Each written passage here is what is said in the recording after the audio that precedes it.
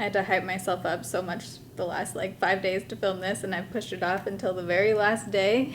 My heart is beating so fast. The last video I did like this was 4 years ago. I only like to talk about this stuff when I feel like there's a purpose to. I'm hoping that whether it's you dealing with something similar or a partner or a friend, I really hope that this can help someone. I'm going to be sharing what's been going on and also as it leads into where I'll be. In that last video, I went into a lot more detail about chronic migraine that I've had for 20 years since I was a kid. So there's a lot of information I'm gonna be leaving out in this video. I'll have that last video linked down below. So 4 years ago, I had my first neck surgery. And around that time, I got diagnosed with EDS, Ehlers-Danlos syndrome, which is a connective tissue disorder. That was later confirmed by multiple doctors, but we're gonna be looping back to that, but it's kind of important to know so you can kind of have it in the back of your mind as I'm going through this other stuff. So migraines have been a part of my life for as long as I can really remember. Every childhood memory is also kind of stamped by a migraine. I can remember throwing up on the Star of India in San Diego on a field trip, every bat mitzvah, birthday party, any kind of big childhood moment, migraine, thrown up. So it's just a part of my day-to-day and my weekly life, dealing with school and activities and sports and all these things. But as I got older and more accidents occurred, things just were on a steep incline as far as not just the amount of migraines, but also the type and how debilitating they were. For me, a good month of migraines would be 15 to 17 migraines, so half the month, but usually it's closer to 20 and up. And just to give some perspective, if you're listening and you've never had a bad migraine, women who experience migraines and childbirth rank the migraine pain worse than childbirth pain. Coupled with the migraines, I've always had just kind of weird, unexplainable health things where I'll have something weird happening. I'll go to a doctor. They're like, I've never seen this before. I've been told multiple times that my body is a case study. In 2012, I had a bad snowboarding accident. Thank God I was wearing a helmet, but landed directly on the top of my head, had a severe concussion, dropped out of college that term. I feel like I'm just seeing a new doctor right now, reciting all of my health info. So sorry if it's sounding a bit just points, but 2015 and on, I just started feeling real bad. I went to so many different kinds of doctors, tried so many different treatments. I kept telling my neurologist, it's my neck, all of my migraines are coming from my neck. Finally, one doctor did an MRI of my neck, not my head. That wasn't until 2019 when a doctor finally did an MRI of my neck and found that there was a full disc herniation, C5, C6, and then also torn joints, C3, C4. That's in your neck. There were other things going on, disc spurring, just things majorly curved the wrong way, but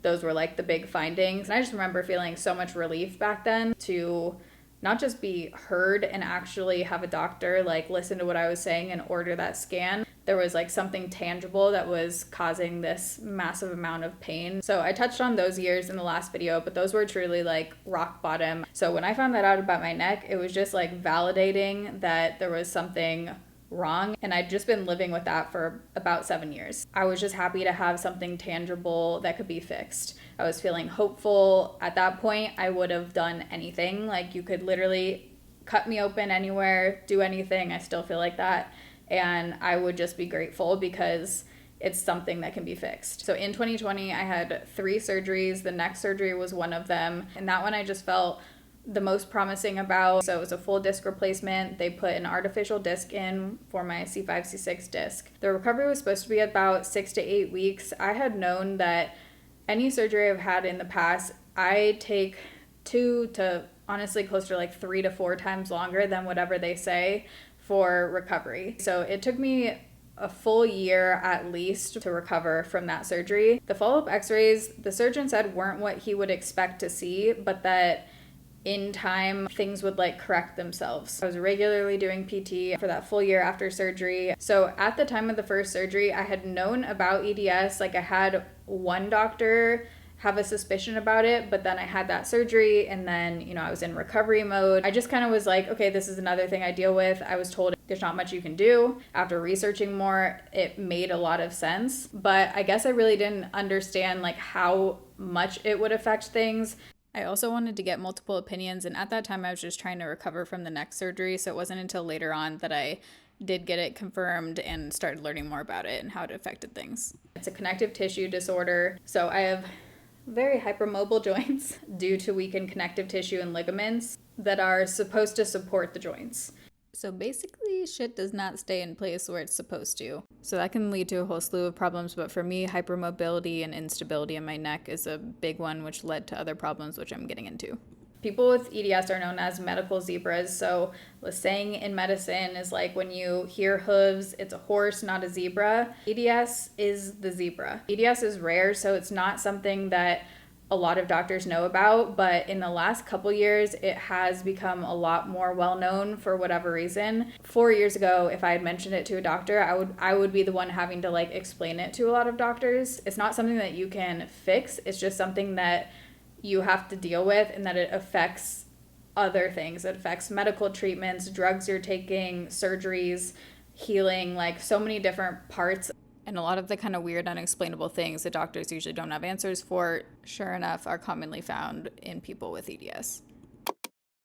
In those next few years after surgery, I saw some positive changes, like I didn't have numbness going down my arm anymore. Certain positions, driving, cleaning, I could do slightly longer than I could before, but it wasn't like a normal functioning level. To fast forward the few years after surgery, there was kind of a combo of things going on, so it was kind of hard to figure out like what was the surgery, what was other things. After the surgery, I had retried, because years ago I tried Botox injections, but I retried them in my neck. That was the first kind of treatment or injection that I experienced any kind of relief from at all. One of the things with EDS is steroids don't affect me at all. I don't feel a single thing. A lot of local anesthetics, don't feel anything. So a lot of injections and like trigger point therapy and things that commonly work for people, just I didn't feel at all, or it would majorly flare me up and I would just feel so much worse. So in these last 4 years, I've been getting the Botox injections in my neck every 3 months. I'll have a month where I'm in a ton of pain, I'm not functioning a whole lot, and then I'll have a month where I'll get maybe only like 3 to 4 migraines per week, which is great for me. I will take it. That is like excellent because I can still live a few days of the week. And then the third month in that cycle is when they're fully worn off and back into hell mode. So that's the cycle of 3 months that I've been doing for the last 4 years since the surgery. And so chronic pain is weird because especially when you've had it for like 20 years, you just get used to like your level of normal is so different than the actual level of normal in functioning. When I'm functioning, I'm still in a lot of pain, but if it's not a full-blown migraine, like I will try to do whatever I can. I'll try to go out in the world. I try to work. I vlog. That's when I can get things done. When it gets to full-blown migraine, that's when it's like there's no option to do those things. It's just full out of commission, in bed, lights out, nauseous, the whole shebang. I usually get a couple migraines a year where I end up in the ER, and don't wish those on anyone, my worst enemy. That's like when ketamine doesn't even touch it. And following the surgery, the pain never decreased. My neck still is like a actual rock. And for the last 4 years, I've taken muscle relaxants, like strong ones, every 4 hours. I'm on like nerve medications. I can't live. I would not be alive without sumatriptan, truly. Like I thank the creators of sumatriptan every single day because I would not be here without sumatriptan. Anything upper body massively flares me up. So whether it's just like cleaning, bending for too long, carrying groceries, carrying things too heavy, a lot of different activities,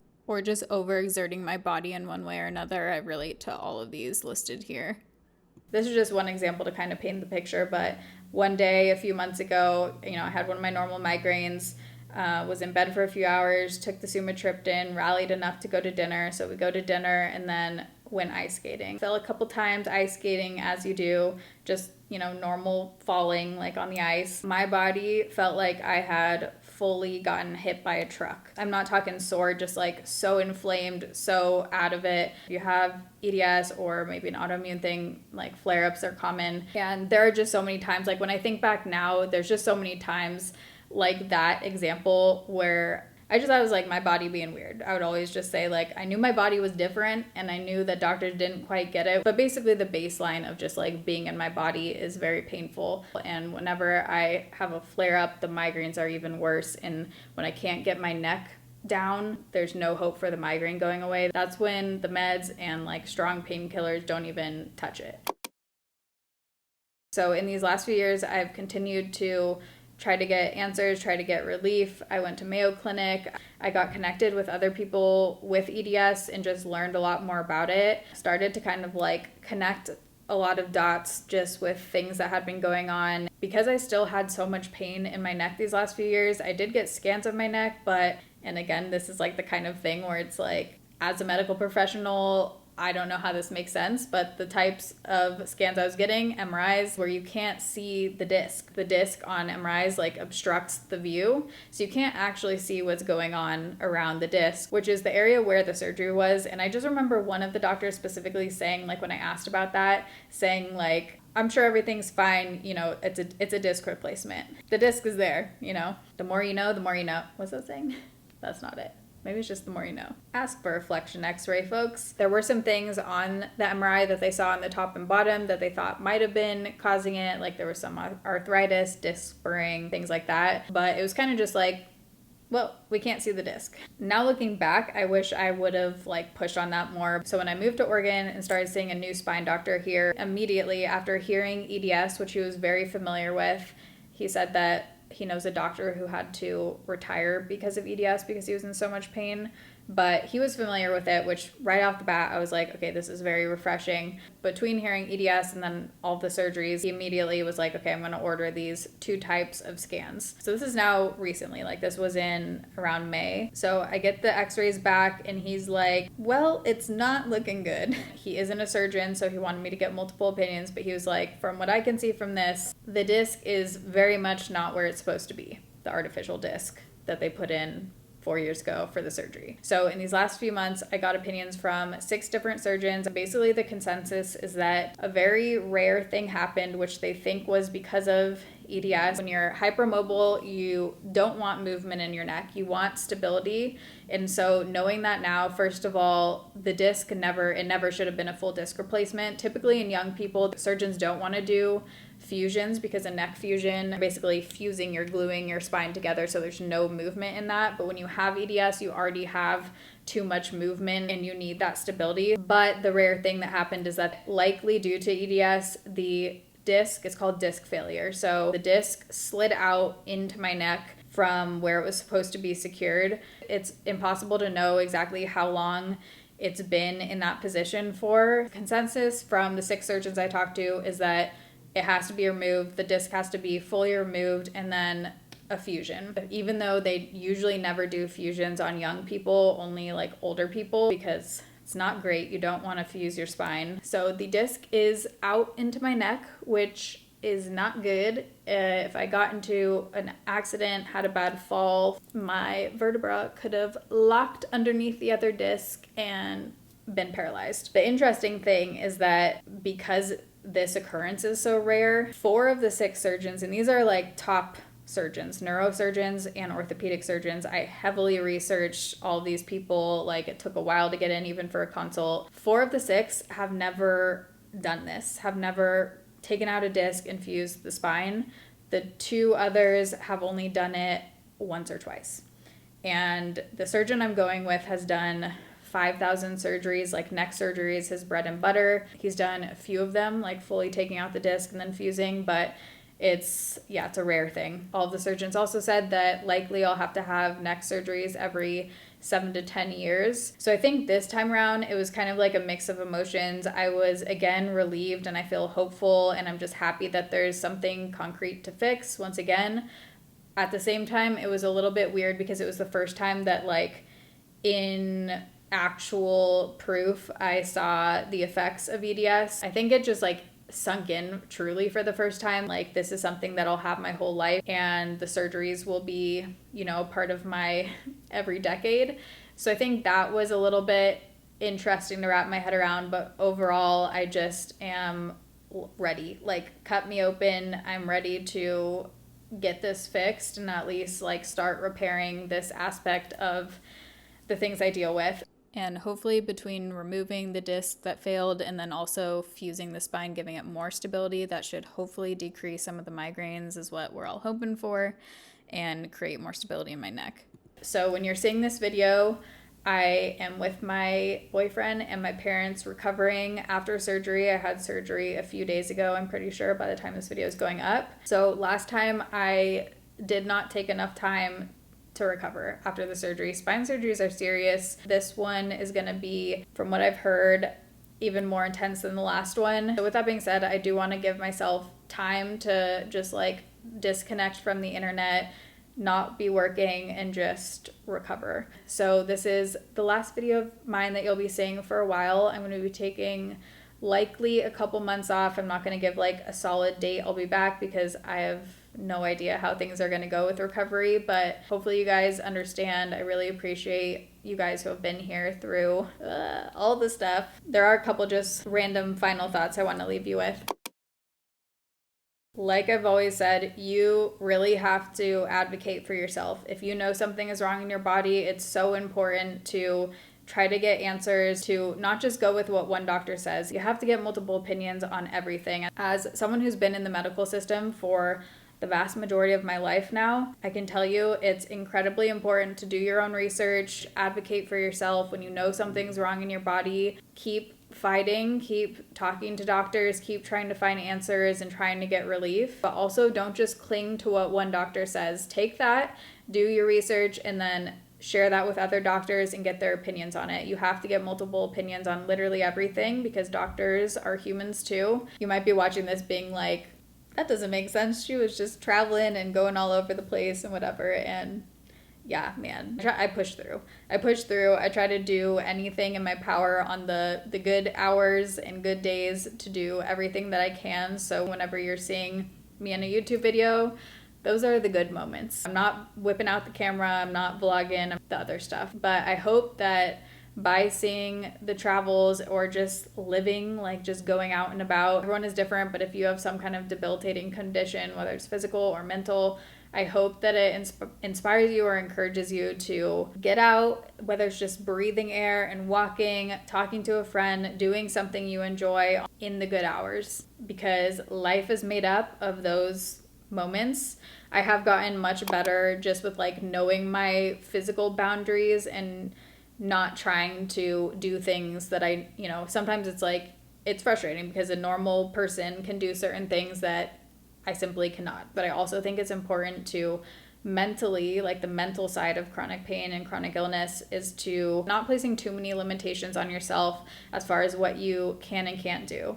I think it's super important just the way that you frame your issues in your own mind. I don't try to make this stuff my identity because I think diagnoses are important for the medical space, for helping you, for insurance purposes. They can be useful for a lot of things, for relating to other people. But ultimately, I think mentally what helps me is I tell myself when I wake up every day, I'm like, it's going to be a good day. I'm going to feel good. I'm going to get rid of this migraine. I'm going to do X, Y, Z. I have a whole list of things I want to do. I don't harp on how much, I've lost of life and all these things because I just think it's not helpful. Like, this is the situation. If you want to learn more about that, the Curable app was super helpful, not sponsored, but there is scientific evidence showing the mind-body connection and how the identity and the role you assign yourself with a chronic condition does impact how you feel physically and how you approach life. Part of traveling for me the last couple of years was I knew there was a chance that I would be in a foreign country and have to go to the ER by myself. That was a chance. I was willing to take that because look at all of the memories I made, look at all of the people I met, the places I saw. All of the up days make the down days worth it. Don't give up on yourself. I'm going to put some resources down below, but there's been a couple times where I've been real low. And I just want to say that you have to continue fighting for yourself, connect with other people. You're not alone. It can feel super isolating sometimes. Friends and people in your life, a lot of people just don't get it. I get it. I'm sending you a hug, man. I hope this video helped you in some way. Did not want to end this crying. I'm going to miss you guys. It'll be weird not being on YouTube for a little bit, but I love you guys. Thank you for listening and for watching, and I'll see you when I'm back. Bye.